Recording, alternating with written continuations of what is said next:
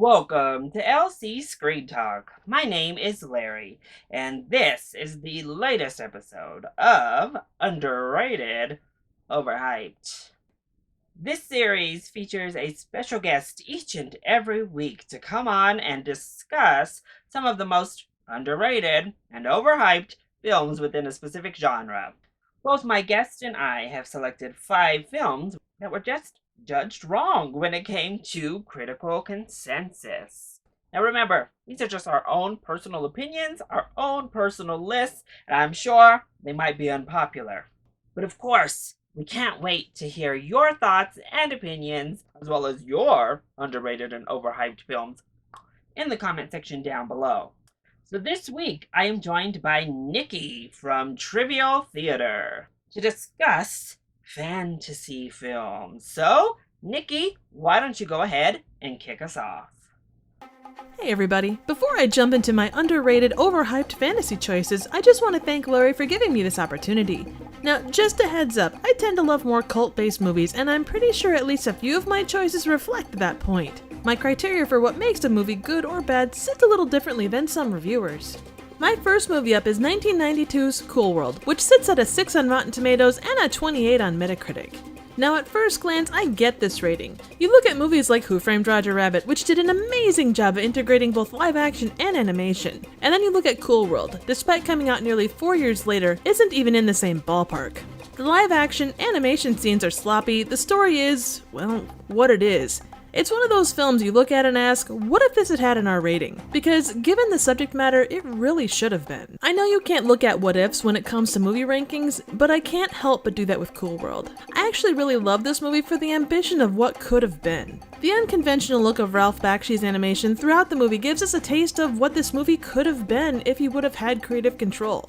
Because of studio pressure, a large part of the story was rewritten, and Bakshi was threatened with a lawsuit if he didn't complete the film. Like his other works, which included the very provocative 1972 Fritz the Cat, the idea of a cartoon dealing with adult themes wasn't very mainstream at that point. So, in a lot of ways, Cool World was ahead of its time. It has a solid cast, some truly unique animation pieces, and a hell of a soundtrack, including a song by David Bowie. If you have the time, I would highly suggest checking this one out. Up next is 2010's Sorcerer's Apprentice, which has a 40 on Rotten Tomatoes and a 46 on Metacritic. Not to pull out a cliched phrase, but this is definitely a kids' movie. The logic, story, and acting aren't anything terribly deep or new in terms of overall concept, but I can't help but return to this one time and time again. There's a certain level of heart that comes across in the performances from me. From Jay Baruchel, who plays a lovable, underrated nerd, to Nick Cage, who never met an insane role he didn't love. Truthfully, he elevates this movie from okay to great in my book. From his world weariness to his interesting kind of humor in training an unanticipated Prime Merlinian. There's just something about his performance that makes this movie so much better. And I'd say you see that elevation in a lot of the roles that he takes. The passing commentary on Chris Angel-level magicians always makes me chuckle, and the Tesla coil music break sits as a fave scene for me. But the best part of The Sorcerer's Apprentice is the Fantasia-inspired cleaning scene. It's just one of those pieces that I love so much. It draws on classic Disney in a way that makes you a little nostalgic, but it also has enough attitude when things start to go awry to kick up to a modern level of humor without losing the spirit of the original. Now, don't at me with this next one, but 2011 Sucker Punch is my next underrated movie, sitting at a 22 on Rotten Tomatoes and a 33 on Metacritic. It does leave you with Inception-level questions on what's actually real versus what's in Baby Doll's mind, and straight up, the twist ending is, well, not quite on the level of The Sixth Sense. A lot of reviews I read said this one was boring, and I can understand that there are a lot more slow parts than fast parts. But even on repeat viewings, I honestly never found myself bored. The visuals are trippy and interesting, and the idea of people being so enthralled by a dance that we never see is pretty awesome. It might have been a right place, right time kind of thing, but the balance of Zack Snyder's story and visuals in this particular instance really works for me. The mission to retrieve basic items, being turned into a badass video game level covert mission intrigued me, and the combination of enemies was kind of fun. Now I will say that the battles make no goddamn sense, but again, they were so visually interesting that I didn't mind. Up next, 1987 Spaceballs, which sits at a 57 on Rotten Tomatoes and a 46 on Metacritic. Now, generally speaking, this is an okay score, but for my money, it deserves to be quite a lot higher. Spaceballs comes from a time when spoofs were actually watchable more than right after it came out. The jokes hold up really well because it skewers so much classic sci-fi that we hold so dear today. A lot of reviewers stated that it was too crass, made too late to really skewer the properties it was going after, and was a classic example of a director being past his prime. But I have to disagree. Although different than the likes of Young Frankenstein and Blazing Saddles, Spaceballs has a very specific direction, and I believe it pulls it off pretty well. Like most Mel Brooks movies, I'm not sure it could have been made today, but I'm grateful it was made when it was. To take on Star Wars, Planet of the Apes, Alien, and Star Trek in such a cheeky way makes it endlessly watchable, and that's an essential thing in my book. It's a movie of both amazing one-liners and unexpected fourth wall breaks that Mel Brooks is well known for. Unlike a lot of spoofs, the cringe-inducing stupidity of the characters is endearing, and there's a genuinely great amount of satire pointed at Hollywood. From bits about merchandising everything, to the catching of the main actor's stunt doubles. The casting is perfect in my book, the line delivery is exactly as it should be, and the cheesy gags still by and large land. There's no doubting Spaceballs' reputation as a cult classic, but I genuinely think of it as a straight-up classic. Now on my channel I review movies that are traditionally considered bad, and that's where my final underrated overhyped movie comes in. Velocipaster has a 54 on Rotten Tomatoes. Again, generally not a terrible score from a general audience, but for me Velocipaster transcends the score and deserves quite a lot more. It's a satirical film that wins on levels that I don't think a lot of movies can. It is in essence like any sci-fi channel level film, but it commits to that in a way that left me laughing with enjoyment throughout its runtime. In a way, it looks at the level of cheese you'd get from the likes of Sharknado, and not only cranks it to 11, but twists off the knob. The script is quick-witted, and visual gags don't half-ass it. Scenes like this car explosion are so stupid but so visually fun and reminding you of the budget they had to work with. The reveal of the full Velocipaster costume is one of those things you're either gonna love or hate, but it matches exactly what it should be for a movie like this. Now they could have gone the visual effects route, but I love the fact that they didn't. Besides that, there's such passion behind this film. They made it for the love of filmmaking, and honestly, I don't know how many sci-fi level movies you can say that about. And there you have it, 5 fantasy films that I feel deserved a different level of rating. I just want to say thanks again to Larry for giving me this opportunity. I hope you enjoyed, and thanks so very much for watching. Thank you so much for joining me here on the channel. Trivial Theater is a more recent friend of the channel here, but I absolutely love the beautiful hard work that she puts out over on her channel. If you're not already, head on over to Trivial Theater, hit that subscribe button. She does her movie reviews in this beautiful animated style that is so inventive, so unique, and only adds to the wonderful commentary she's giving on film. Not to mention, you are likely to get reviews and thoughts on films that no one else is talking about across the internet. She really specializes in obscure movies, but provides entertaining enough reviews that even if you're not familiar with them, you're still going to have a great time. So please, head over, subscribe to the channel, Trivial Theater, as well as give her a follow over on Twitter. All of those links will be in the description down below. So now, for my picks, when it comes to fantasy films, well, I have to say, fantasy is just that genre for me. It's a genre I seem to just enjoy. The world building, the beautiful creatures and epic lands just speak to me, and I usually like them, even when they're not very good. Thus, we're gonna kick off with a film I think is underrated, and that is Dragonheart. This currently sits at 50% on the tomato meter, and I'm baffled.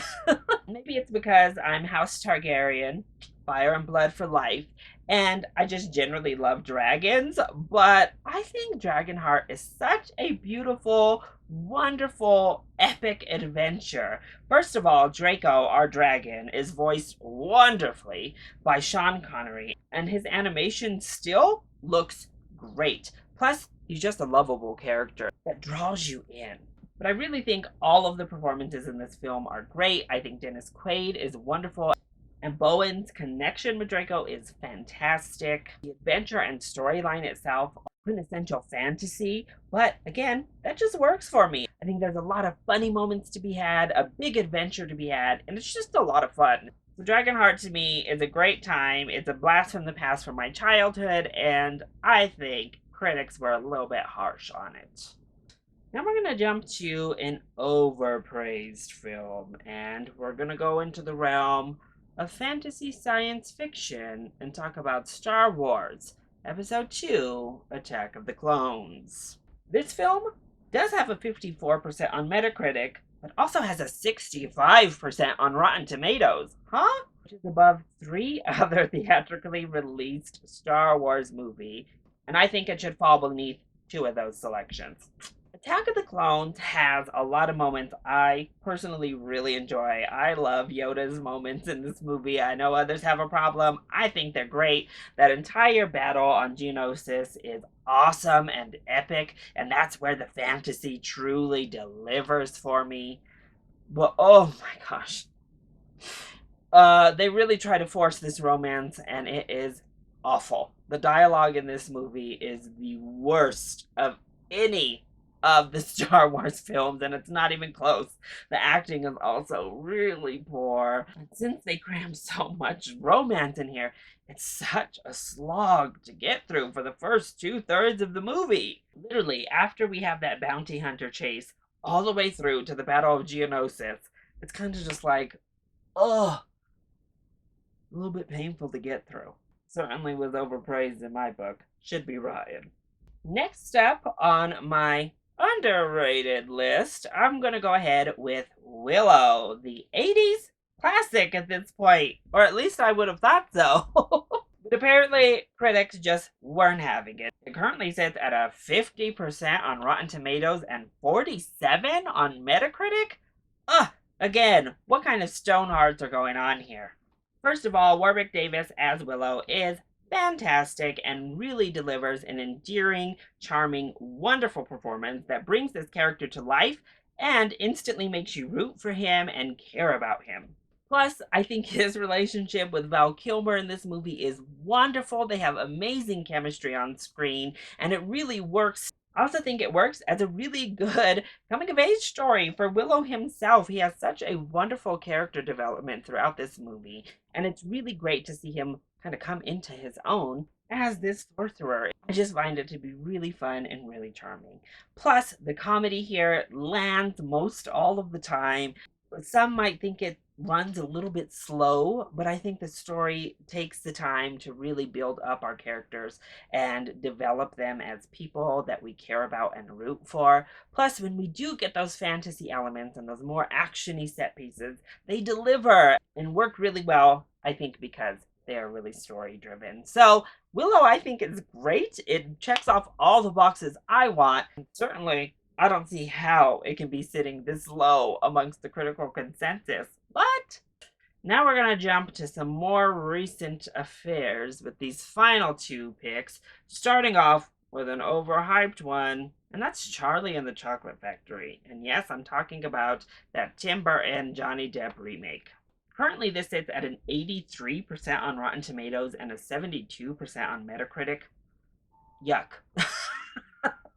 I'm sorry, I do not like this remake almost at all. Visually, it does look cool. The visual effects themselves are really well done, and it does an okay job at updating the world of the Willy Wonka Chocolate Factory. But my goodness, first of all, that dark kind of overtone that they place over the entire film is just, it comes across as muddy, and with all of these fantastical things and these beautiful colors, it just dampens my experience of watching the movie. I also hate the Oompa Loompa. I hate their redesign. I'm sorry, it's terrible. The movie just feels more mean-spirited. It lost all of the charm. Adding so many whimsical visual effects, it lost all of the whimsy that the first had. It lost all of the awe and wonder that you get with that original Charlie and the Chocolate Factory. Plus Johnny Depp, oh my gosh, that performance is so horrible. It's no Gene Wilder in any sense. It is terrible to me. I just think they sucked all the humanity out of this film, which unfortunately I think has been a problem for Tim Burton from the year 2000 onward. He still delivers crazy visuals, but really lacks at finding any sort of heart or humanity under them. And this was just a really off-putting shell of the original film. It didn't work for me. I don't know what all this positive praise is about. And then finally, I'm going to end on one I don't think anyone agrees with me on, but a film I think is underrated. I'm going to finish us off with Warcraft. Yes, I don't think it was that bad, y'all. It currently sits at a 28% on Rotten Tomatoes and 32% on Metacritic. And I think audiences generally weren't on board either. Well, just look at that box office. But it did what it needed to do for me. I liked the sorcery. I loved the character designs. It gave me those cool creatures and that wonderful magic that I had wanted. I did care about our characters enough to be invested in our story. I have never played Warcraft a day in my life, yet I didn't find myself confused, which is quite the concept for what probably is a very complicated and confusing setup. The visual effects looked great. The story had some problems. The script is certainly the weak point of the film, but nothing I couldn't overcome. When the world building is fun, when the creatures are cool, when the visuals and the magic are just working, I can deal with the slow burn type of fantasy film, which is what Warcraft ultimately turned out to be. But I guess I was just able to forgive its shortcomings more than the rest because I think everyone was a little bit too harsh on it. So that's it. Those are my picks as well as the Trivial Theater's picks for the most underrated and overhyped fantasy films of all time. What did you think? Do you agree? Do you disagree? What other films do you want to bring into the discussion? Let us know your thoughts either in the comment section down below, or you can hit either one of us up on Twitter. Also, if you're not already, make sure you head on over and subscribe to Trivial Theater here on YouTube. Go show her some love, as well as over on Twitter. She more than deserves it. All of those links are in the description. And while you're here, if you enjoyed this video, hit that like button down below and subscribe to the channel so you are always up to date on my latest videos, including each and every episode in this series. I love you all so much for your continued support. Mwah! Thank you for watching, and I'll see you next time. Bye!